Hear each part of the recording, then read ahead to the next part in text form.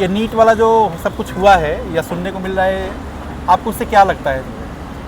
उससे तो ये लगता है कितनी मेहनत कर लो, जो पैसे देगा उसको हो जाएगा एडमिशन, जो मेहनत करने से कोई फ़ायदा नहीं है। आज की डेट में जो पेरेंट जो बच्चा मेहनत कर रहा है, मैं उसके तरफ से बड़ी संवेदना है, उसके साथ अन्याय हो रहा है, ये ठीक बात है। आप हर साल कट ऑफ बढ़ाते जा रहे हो, बच्चे एक लिमिट तक मतलब मेहनत कर सकते हैं, उसके बाद वो गिव अप कर। बच्चों और पेरेंट्स का गुस्सा सुना आपने, साफ है एनटीए ने अपनी साख खो दी है। ऐसे में क्या नीट परीक्षा रद्द हो जानी चाहिए? फौरी तौर पर तो ऐसा कहना मुश्किल है, लेकिन 2015 में AIPMT परीक्षा के समय भी कुछ ऐसा ही हुआ था। लगातार सवाल उठ रहे थे और उस वक्त सुप्रीम कोर्ट आगे आया था। पिछले 7 साल से यह सिलसिला थम ही नहीं रहा है और लगातार पेपर लीक के मामले सामने आ रहे हैं। यही नहीं, इनकी गिनती भी बढ़ती जा रही है।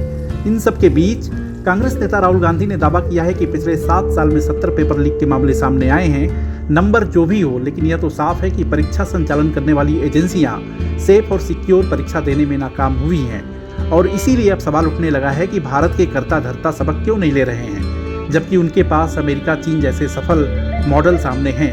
अमेरिका में नीट की तरह ही हर साल 20 लाख बच्चे प्रवेश परीक्षा देते हैं, तो चीन में 1.25 करोड़ से ज़्यादा बच्चे एंट्रेंस एग्जाम में शामिल होते हैं। उसके बावजूद वहाँ भारत जैसे पेपर लीक के मामले सामने क्यों नहीं आते हैं? सबसे पहले बात, क्या नीट परीक्षा रद्द होगी? इसे सुप्रीम कोर्ट की एक अहम टिप्पणी से समझा जा सकता है। नीट मामले की सुनवाई के दौरान सुप्रीम कोर्ट ने अहम टिप्पणी करते हुए कहा कि कल्पना कीजिए कि सिस्टम के साथ धोखाधड़ी करने वाला व्यक्ति डॉक्टर बन जाता है, तो वो समाज के लिए और भी ज़्यादा खतरनाक है। यह टिप्पणी 23 लाख बच्चों के भविष्य को लेकर नहीं है, बल्कि करोड़ों मरीजों के भरोसे का है जो डॉक्टर को भगवान मानते हैं। इससे पहले 2015 में सुप्रीम कोर्ट ने इसी तरह की टिप्पणी कर all India pre medical test की परीक्षा रद्द की थी। तब कोर्ट का कहना था कि एक भी फर्जी डॉक्टर बनता है तो पूरी परीक्षा रद्द होनी चाहिए। इस बात के सबूत हैं कि परीक्षा में इलेक्ट्रॉनिक डिवाइसेस का इस्तेमाल हुआ है, लेकिन कितने प्रतिशत स्टूडेंट्स ने इसका इस्तेमाल किया ये नहीं कहा जा सकता है।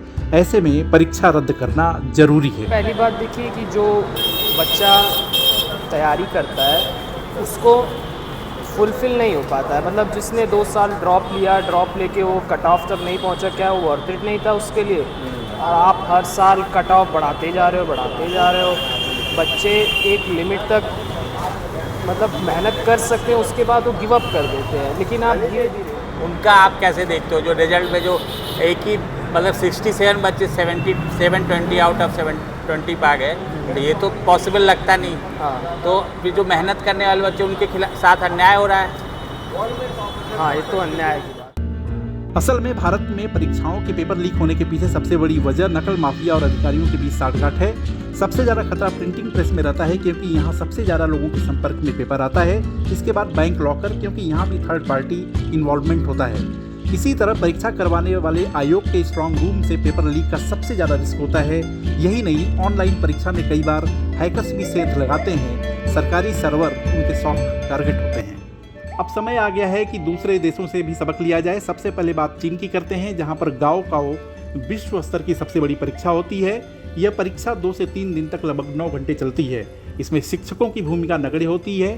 चीन ने पेपर लीक से बचने के लिए अलग से स्वैट टीम बनाई हुई है, जो पेपर की सुरक्षा करते हैं और हथियार बंद गार्ड की निगरानी में सेंटर तक पहुंचते हैं। इसके अलावा GPS, ड्रोन का यूज, रेडियो सिग्नल ब्लॉक करने जैसे कदम भी उठाए जाते हैं। इसी तरह अमेरिका में सैट और ACT के लिए कॉलेज में प्रवेश लिया जाता है, जिसमें हर साल लगभग 20 लाख छात्र हिस्सा लेते हैं और इसके लिए साल में कई बार परीक्षा के विकल्प भी मिलते हैं। ऐसे में जोखिम कम हो जाता है। अगर फ्यूचर की बात करें तो अभी केवल भारत में 20 से 25 लाख बच्चे एक परीक्षा में बैठ रहे हैं, जिनकी संख्या अगले 1 दशक में डबल से भी ज़्यादा होने वाली है। ऐसा इसलिए है क्योंकि भारत में अभी उच्च शिक्षा में एनरोलमेंट का प्रतिशत केवल 26% है, जो बढ़कर 50% तक पहुंचने वाला है। ऐसे में भ्रष्ट तंत्र मौके का और फायदा उठाने की कोशिश करेगा। इसे रोकने के लिए 360 डिग्री बदलाव की जरूरत है। एनटीए जैसी संस्था को यूपीएससी जैसा संवैधानिक दर्जा देना भी जरूरी। यूपीएससी अकेले सिविल सर्विसेज की परीक्षा में हर साल 13 से 14 लाख बच्चों को हैंडल करती है और उसके पेपर लीक नहीं होते हैं। तो जाहिर है कि सबक लेने के लिए घर के अंदर से लेकर बाहर तक मॉडल मौजूद है, बस नीयत ठीक करने की ज़रूरत है। अगर आपको हमारा वीडियो पसंद आया हो तो उसे शेयर करें, लाइक करें और सब्सक्राइब भी करें। देखते रहिए इंडिया अड्डा।